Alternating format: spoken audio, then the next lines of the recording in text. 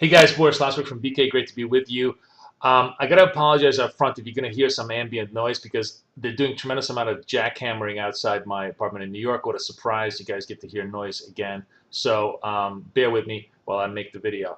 Gonna do a very short one this week. I just want to show you a couple of ideas that we did on the RSI side, and I decided I'm going to show you the longer term charts just to get you, I think, a much better bird's eye view of exactly how the trades developed this week. So if you look at the pound dollar chart, this is the daily chart obviously, and you see the price action all above the 10 SMA. You see the trades over here that were just basically pure classic buy side trades. So there's one over here to the long side, there's a second one to the long side.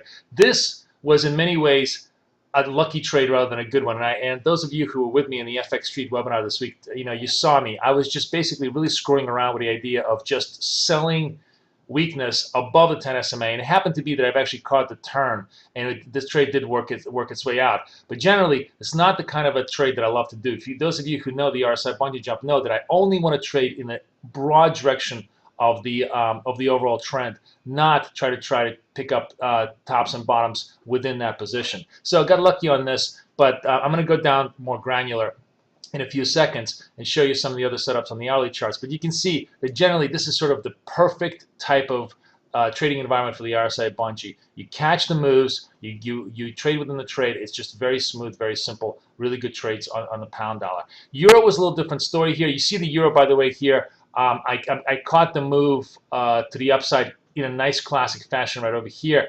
I don't know what the hell I was doing here, frankly. Honestly, this was, I think, a little bit of experimentation on my part.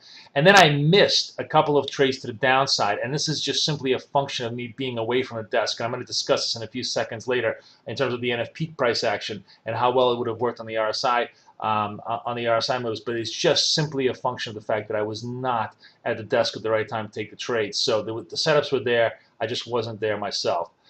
Dollar yen had a really interesting trade set up over here on the RSI value. Those of you who know, this is the only way I'm ever going to sell tops or buy bottoms. That's within a broader downward trend. So here you see the downward trend in the dollar yen. We have a rise all the way up, and I sell the rise. It worked beautifully here.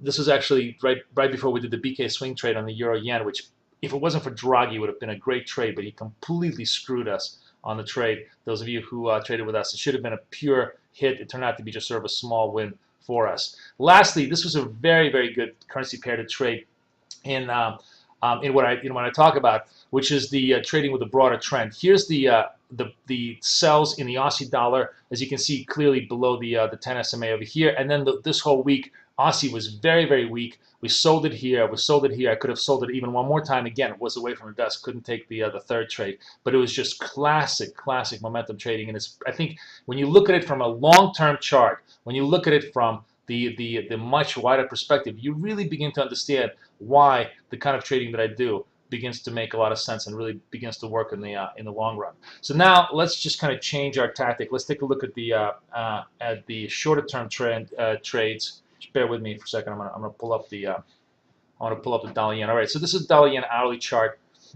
and I'm gonna expand it a little bit here. And this is precisely what I talked about in terms of selling the RSI value. Remember, so the yen was obviously in a downtrend this whole week, right? It goes up here. The RSI goes to 71, comes up, then comes back down below, telling us momentum is starting to weaken. I got short here. Now I took the trade, sort of truncated trade. This trade could have worked all the way down, but here's the thing: I was fronting the NFPs. I did not want to take event risk in front of the NFPs, so I basically sort of took, like, I think plus 20 instead of plus 30 on the trade. It would have worked all the way down, but I don't ever try to guess NFPs. It's a sucker's game, so I just took a little bit of money off the table. The much more classic trades that really worked very well this week were just the Aussie dollar trades. Look at the moves in the Aussie dollar. Just a small amount of adverse price action for me in the Aussie, but then ultimately working it here. And this is really a function of the fact that obviously risk was off this whole week. And Aussie is the classic risk off trade. This was the first trade was off the RBA cut of the interest rates, which was a classic slam dunk. And then of course after that, just the unwind of the broad risk. And I really traded with the major flows in the market. This is exactly what I want to do all day long. I want to trade with the major flows in the market. It was a perfect trade. Now let me just focus on the NFPs, because this is truly just sort of a little bit of piece of annoyance. So here comes the NFPs, right? We're at, this is 4, 5, 6. Here's the 8 o'clock hour. NFPs obviously suck. Aussie craters through 102 all the way down to 102. Those of you who follow me on Twitter, I said 102 is definitely going to be given after the NFPs, and it actually was. Had I been at my desk and actually paying attention to my trading instead of doing a million other things, it was a very easy short to take here. The post 8 o'clock trade was right here. RSI was clearly well below into the 30s. You sold the 102s. It went all the way down to, like, I believe 106, 10, what's the lows here? Where's the low?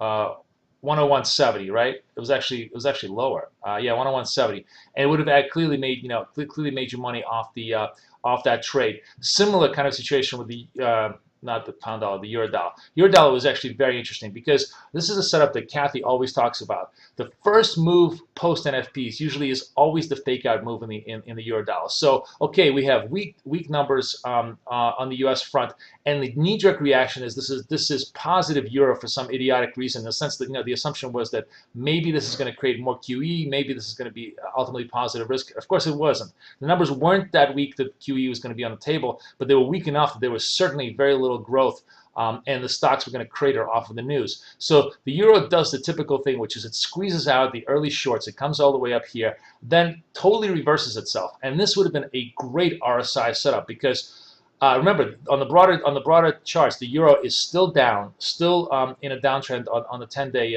SMA. If you had just simply taken this trade over here, so now to reverse itself to to 37, the next trade over here was 32.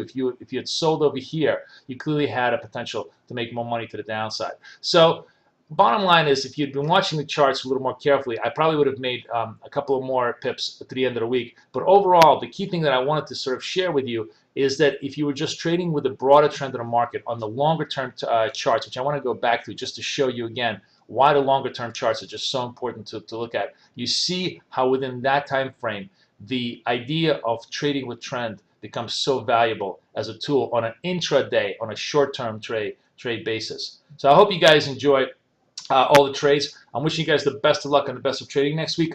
Next week, I'm going to be at the desk full-time, hardcore. So come join us at bkforex.com or come follow me at Twitter at FXFlow, and I'll see you there. Boris Schlossberg over and out.